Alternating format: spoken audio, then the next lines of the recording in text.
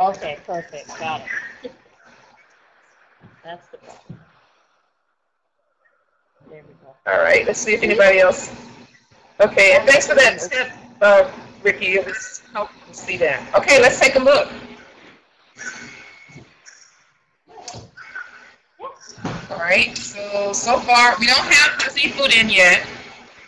Okay.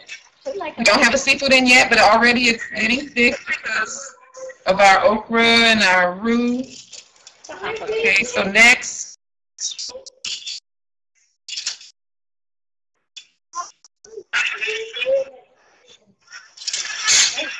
Okay.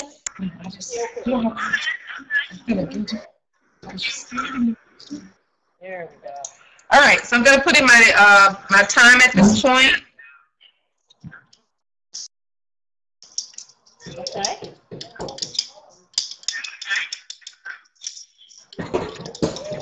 So half a teaspoon of thyme. There we go. And a quarter of a teaspoon of celery seed. Again, not a whole lot because I already have celery in there, and celery is a strong flavor. So I'm just going to put a quarter of a teaspoon of the celery seed. Am I going too fast, Andrea? I'm good. So just let me know if I'm going too fast. No, we're good. Okay.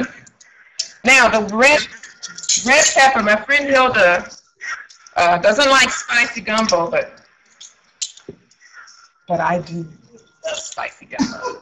All right, so I'm going to put a whole half heaping of the red pepper flakes.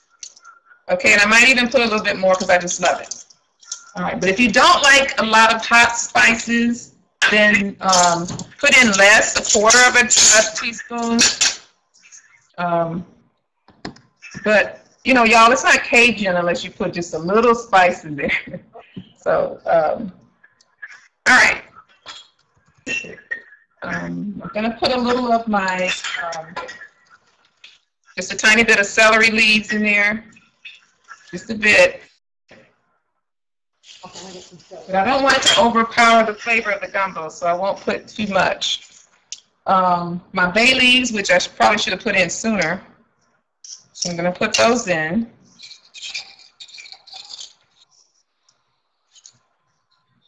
Does anybody have a bay laurel tree or a plant? No. Yes. Because using fresh, Andrea, you're in Florida, you probably can grow, it might be something you can grow year-round in Florida. And Beth, no, I don't know. you could probably grow. I probably can, but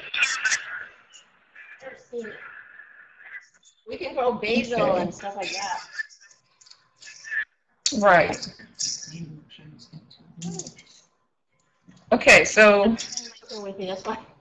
next I'm going to turn my, it's time for the gumbo filet, which I haven't opened yet. And you can see can everybody see that it's getting thicker? Ah, definitely. And it's boiling. It's a soft boil. It's not a roll. If it starts with a rolling boil, you want to turn it down. You want to just a sort of an even boil. All right, so I'm putting in a half a teaspoon of the gumbo filet. Just sort of take that top off. Okay, and as I mentioned before, this is another thickener, but it also imparts some flavor.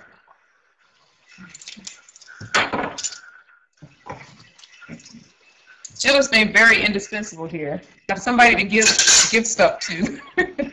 All right, so I'm going to stir that in. It's hard to find down here.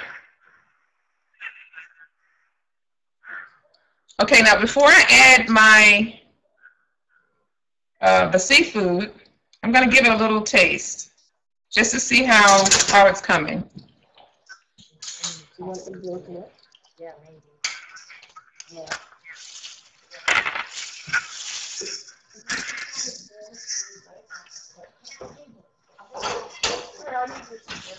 Plus, there's no salt in here, but it's the right amount of heat.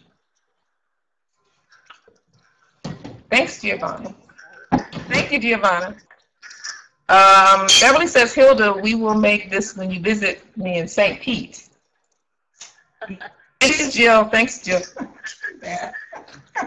I can't wait for Jill from Dulce Dough to have a cook-along because I don't bake. I would love to learn, and I read her blog, and she's one of the bloggers on my blog roll on Pescatarian Journal.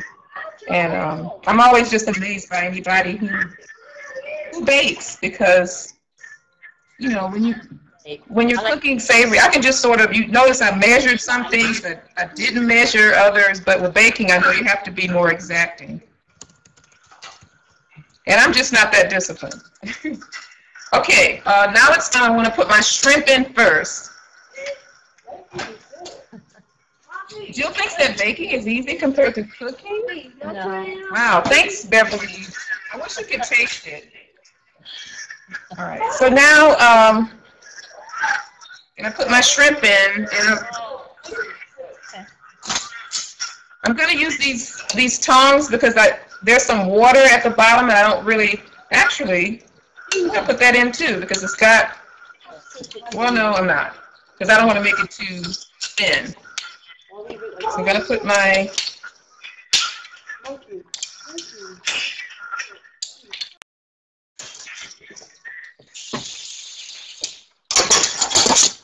now it's acceptable to have crabs in the gumbo with some shells still on there, but you really don't want to put shrimp in there in your gumbo with the shells still on. Okay, and I see these shrimp are beginning to turn pink and curl. That's an indication when they're getting done. And our crab, I'm going to put that in next. Yes. Now,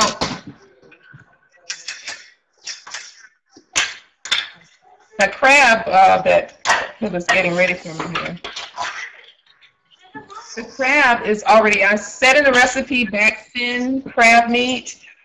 Right. Couldn't find it, so I bought crab claw meat.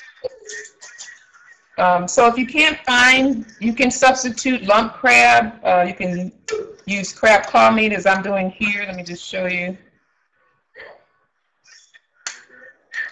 This is pre-cooked. This is already cooked. So the next thing in terms of the seafood that you have to cook would be the mess over here.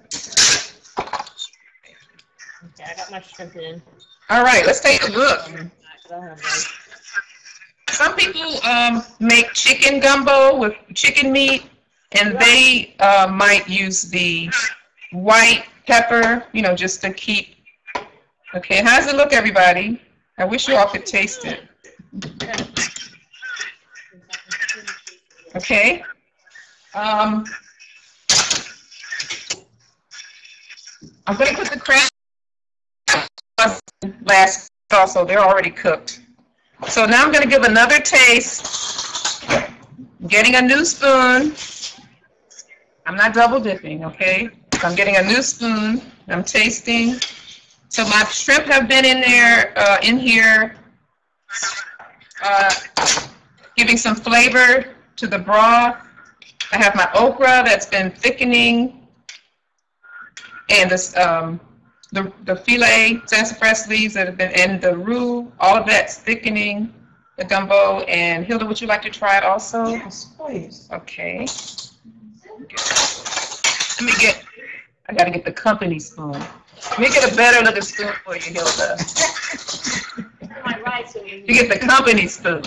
All right. I put my rice on. I figure that's good, right? Oh, thank you. Yes, I put my rice on, and thank you for mentioning that, Andrea. I put my rice on about a half an hour before I started. Oh, okay.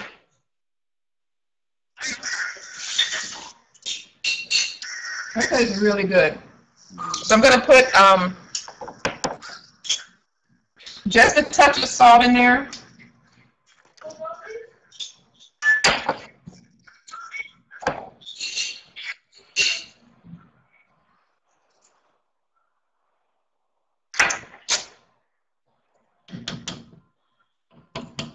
long as it's not too Okay, big. now for the,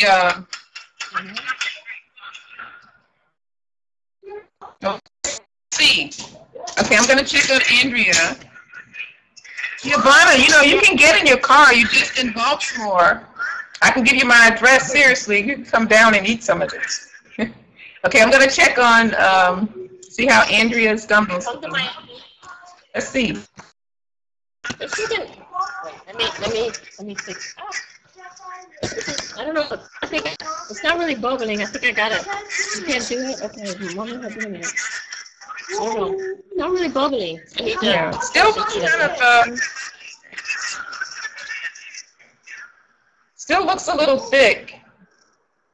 It is thick. I might need to add some water, you think, first. I don't know.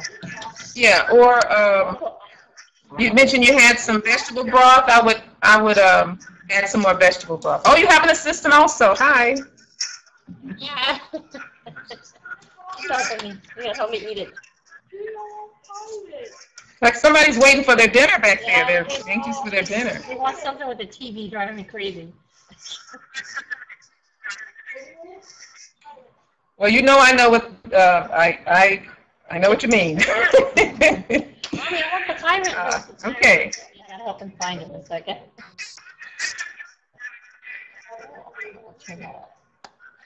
There might be, it's Jason who never had timer. Okay. Yeah, Giovanna, get in your car. Probably would only take you about 40 minutes to get here. All right. So now the last thing we're putting in, and I'm only, is our pre-cooked crab paws. You have to take some. You think your husband, your son and daughter, you think of me? And I'm just randomly putting these in. If you're having 8 people, you want to put 3 to 4 of these claws per person. Okay. Okay, and but there'll only be 3 people eating this. 2, well actually 2, because my husband, just myself and my son, and he'll eat a little bit. But now I'm leaving the crab paws in. They're pre-cooked, and so is the only raw seafood is the shrimp.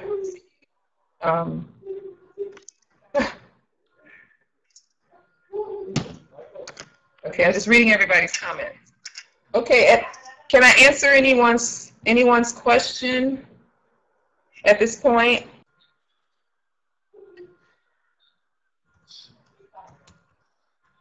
Oh, good. Ricky says I can verify it smells good. I bet it does smell good. Thank you, Beverly. Thank you. And Beverly, Hilda called her at literally minutes before we started. So thank you so much for joining us today. Giovanna is asking what other seafood can you use? People have made oysters in the gumbo. They put catfish. They've cut the catfish into chunks and made just straight catfish gumbo. Pretty much, I've never had gumbo with calamari, but I'm going to try it because I like calamari. So anything that, I guess, the only thing I haven't heard of being in gumbo is clams. I've never heard of clams being in gumbo. But